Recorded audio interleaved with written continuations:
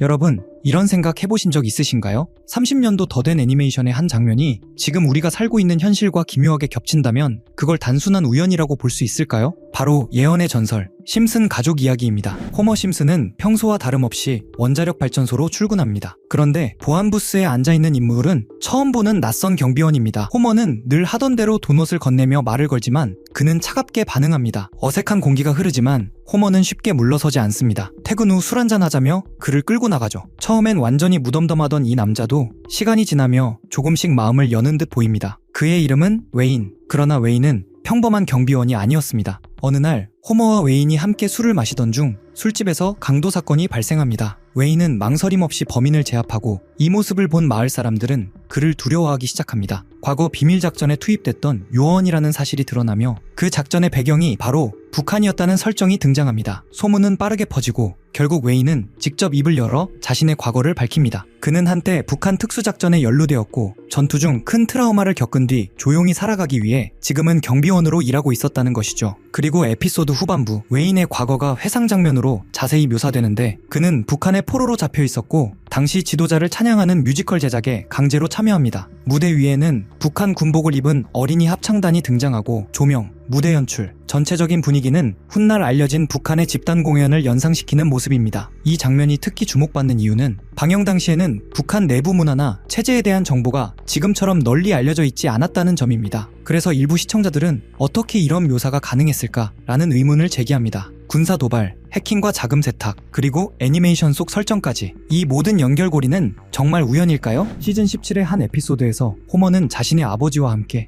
심해 탐사용 잠수정을 타고 바닷속으로 향합니다. 목적지는 깊은 심해에 가라앉아 있는 난파선, 그 안에 남아있을지 모를 보물을 찾기 위해서입니다. 그리고 마침내 난파선 안에서 보물상자를 발견한 호머. 흥분을 감추지 못한 그는 무전을 통해 친구들에게 이렇게 말하죠. 보물을 찾았어. 금방 돌아갈게. 모든 것이 순조로워 보였습니다. 호머는 아버지의 탐사정을 따라 위로 올라가려 합니다. 앞서 움직이는 빛을 탐사정이 신호라고 믿고 그 방향으로 잠수정을 조종하죠. 잠수정은 점점 엉뚱한 방향으로 이동하고 결국 바위 틈에 끼어 움직이지 못하게 됩니다. 그 순간 잠수정 내부에 경고음이 울립니다. 점점 불안정해지는 내부 환경. 호머의 호흡은 점점 가빠지고 패닉 상태에 빠진 그는 결국 의식을 잃고 맙니다. 이 장면이 다시 주목받기 시작한 이유는 최근 발생한 실제 심해 탐사 사고 때문입니다. 민간 심해 잠수정, 난파선 관람 목적, 아버지와 아들이 함께 탑승, 극심한 수압이 존재하는 심해 환경. 이 여러 요소가 심슨 속 이야기와 겹쳐 보이기 시작한 것이죠. 다음으로 축구 이야기입니다. 심슨 가족의 한 에피소드에는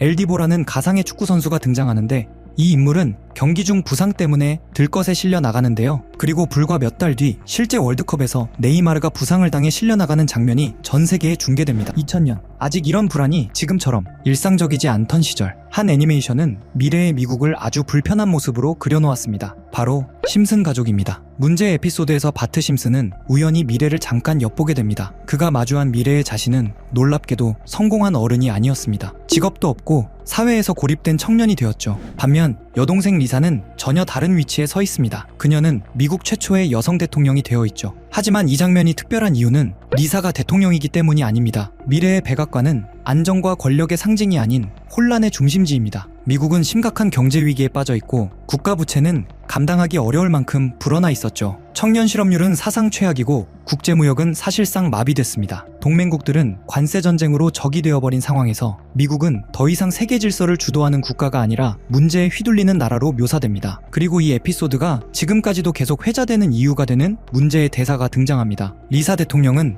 회의석상에서 이렇게 말합니다. 우리는 트럼프 전 대통령에게서 심각한 예산난을 물려받았습니다. 이 장면이 방영된 시점은 2000년, 트럼프가 정치인은커녕 TV에 나오는 사업가 이미지로만 알려져 있던 시기였습니다. 당시 이 장면은 현실성 없는 농담처럼 보였습니다. 에피소드에서 리사는 무너진 국가를 되살리기 위해 고군분투합니다. 하지만 상황은 쉽지 않습니다. 보호무역 정책은 국가를 지키기 위해 시작되었지만 결과적으로는 경제를 고립시키는 선택이 됩니다. 회의 중 리사는 또 이렇게 말하죠. 부유층은 더 부자가 되었고 서민은 더 힘들어졌습니다. 이 대사는 당시에는 과장된 풍자로 보였지만 지금 다시 들으면 묘하게 익숙하게 느껴집니다. 심슨 가족은 단순한 예언일까요? 아니면 현실을 가장 빠르게 반영하는 거울이었을까요? 그럼 이번에는 심슨 가족이 가상화폐까지 예언했다고 한다면 여러분들은 믿으시겠습니까? 시간을 조금 되돌려보면 심슨에서 코인이 처음 등장한 건 1997년으로 거슬러 올라갑니다. 그때 화면에 스쳐 지나간 크립토반이라는 건물이 있었죠. 간판 아래엔 암호를 위한 장소, 암호화폐 판매 같은 문구가 적혀 있었는데 크립토반을 직역하면 암호화폐 창고, 지금 생각하면 마치 초기 코인 채굴장을 떠올리게 하는 설정입니다. 비트코인이 실제로 등장하기 13년 전 심슨은 이미 암호화폐라는 단어를 화면에 집어넣었던 겁니다. 이 장면이 유명해지자 한때 팬덤에서 크립토반 코인이라는 패러디 코인까지 등장했고 출시되자마자 폭등했다는 일화가 커뮤니티를 뜨겁게 달궜습니다. 이어지는 또 다른 에피소드에서는 주식에 빠진 마지가 방송을 보는데 화면 한쪽에 뜬 문구가 바로 비트코인 가격 무한대. 지금이야 흔한 장면일 수 있지만 비트코인이 600만원 수준이던 2017년에 방영된 에피소드에서 나왔다는 점 때문에 심슨은 비트코인 ETF도 알고 있었다는 말까지 나왔죠. 그리고 유명한 에피소드죠. 박사가 직접 암호화폐를 만들어 마을 최고 부자가 되는 프링크 코인 편. 그가 만든 블록체인 공식 안에는 비트코인, 라이트코인, 도지코인의 이름처럼 보이는 요소들이 숨겨져 있었습니다. 이 에피소드의 방영일은 2020년 2월. 방영 직후 비트코인은 $10,000에서 $70,000까지, 라이트코인은 $40에서 $400로 1000% 가까이 상승. 도지코인은 에피소드가 끝난 지 2달 뒤 일론 머스크가 언급하며 폭등하기 시작했습니다. 여기서부터 많은 사람들이 의문을 품습니다. 왜 심슨에만 등장하면 코인들이 실제로 터질까? 그 이유는 크게 3가지로 정리할 수 있습니다. 우선 심슨은 이미 예언의 상징으로 유명하죠. 트럼프 대통령 당선, 코로나19 확산, 우크라이나 러시아 긴장 등 처음엔 터무니없어 보였던 장면들이 시간이 지나 현실이 되면서 심슨에 나온 설정은 현실화된다는 인식이 생겨났습니다. 그리고 코인은 가치보다 인지도에 영향을 크게 받습니다. 도지코인처럼 원래 농담에서 출발한 코인도 유명인사 한 명의 언급으로 폭등할 수 있는 구조입니다. 심슨은 전 세계 어디에서나 보는 콘텐츠이니 화면에 코인이 등장하는 순간 곧바로 밈이 되고 일부 팬들의 소액 매수만으로도 급등하는 상황이 빈번히 발생했죠. 심슨이 워낙 많은 요소로 이루어진 작품이다 보니 코인이 한번 등장하면 팬들은 그것을 특별한 신호로 받아들이고 커뮤니티에서 해석이 과열되며 수요가 순식간에 폭발하기도 했습니다. 이런 배경을 알고 다시 에피소드들을 보면 그동안 지나쳤던 장면들이 전혀 다르게 보이기 시작합니다. 다음으로 이어지는 장면은 더 흥미롭습니다. 심슨 속 세계관에 마블의 로키가 등장해 암호화폐를 사라는 의미심장한 대사를 던진 장면입니다. 그리고 화면을 자세히 보면 캐릭터들이 상징적으로 배치되어 있습니다. 왼쪽의 거미 캐릭터는 트라이벌 마스크를 쓴 모습. 트라이벌 마스크 테마의 코인이 방영 2달 뒤 약 480% 폭등했고요. 중앙의 원숭이 캐릭터는 손오공을 연상시키는데요. 손오공 테마 코인은 무려 56만 상승하며 화제를 모았죠. 그 옆에는 긴 머리와 수염, 흰 옷의 예수 이미지가 있는데요. 예수 테마 밈코인 역시 출시 후 720% 상승했습니다. 이 모든 폭등이 에피소드 방영 후 몇 달 이내에 일어났다는 점 때문에 또 한 번 소름이 돋는데요. 그리고 마지막 캐릭터, 보라색 몸에 주황 줄무늬, 뾰족한 귀, 길게 늘어진 꼬리, 웃는 듯한 표정의 개 또는 늑대. 이 캐릭터가 누구인지 찾기 위해 분석을 시도했고 AI들에게 물어보니 모두 같은 답을 내놓았습니다. 그 정체는 알레브리에, 멕시코 문화에 등장하는 상상 속 동물입니다. 그래서 알레브리에 코인을 찾기 시작했고 해외 커뮤니티에서는 이미 이와 유사한 코인 이름이 오르내리고 있었습니다. 그 코인은 얼마 전까지만 해도 거래량이 거의 없었지만 최근 며칠 사이 200% 가까이 상승하며 팬들의 관심을 받고 있습니다. 특히 심슨 속 캐릭터 코인들이 대체로 방영 후 몇 달 안에 수백에서 수십만씩 폭등했던 패턴을 생각하면